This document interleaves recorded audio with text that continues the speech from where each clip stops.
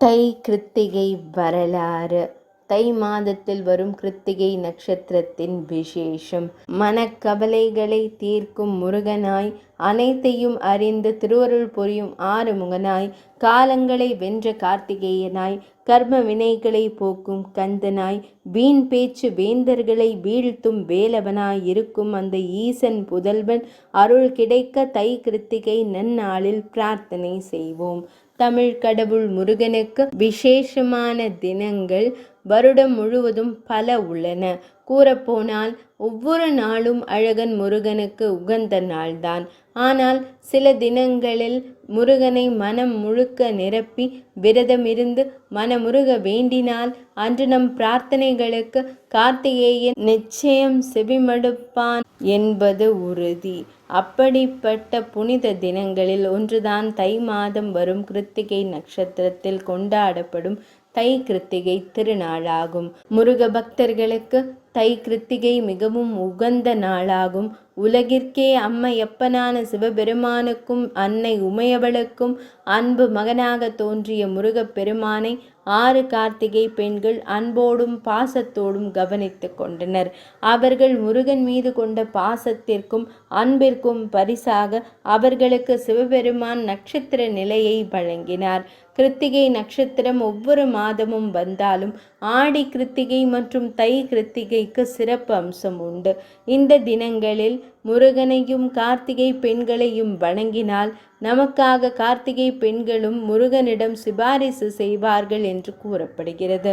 இந்த தினங்களில் செய்யப்படும் வேண்டுதல் நிறைவேறுவது உறுதி. தை கிருத்திகையின் வரலாறு. ஸ்கந்த புராணத்தின்படி முருகப்பெருமான் ஈசனாரான சிவபெருமானின் 3வது கண்ணிலிருந்து 6 தீ பிழம்புகளாக தோன்றினார். அக்னி பகவானும் வாயு பகவானும் 6 தீ பிழம்புகளாய் அவதரித்த முருகனை சரவண பொய்கைக்கு கொண்டு சென்றனர்.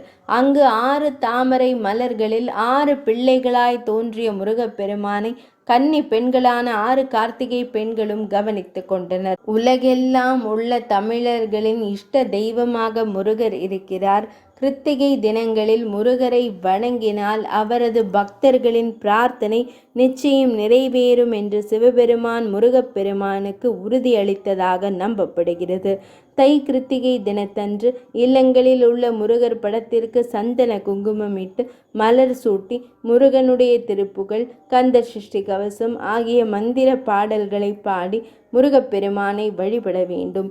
6 விதமான மலர்களை கொண்டு முருகப்பெருமானுக்கு அர்ச்சனை செய்தால் விசேஷம்.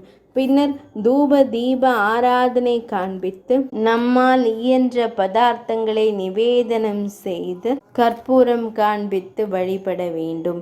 இந்த நாளில் விரதமிருந்து முருகப்பெருமானை வணங்குவது விசேஷமாக கருதப்படுகின்றது. எனினும் நம் இந்து மதத்தை பொறுத்தவரை உடலை வருத்தி கொண்டுதான் ஒருவர் கடவுளை வணங்க வேண்டும் என எங்கும் குறிப்பிடப்படவில்லை. அவரவர் சக்தி உடல் நிலைக்கேற்ப பிரார்த்தனைகளை மேற்கொள்ளலாம். மனதில் நம்பிக்கையும் பக்தியும் இருந்தால் போதும். தை கிருத்திகை விரத பலன்கள்.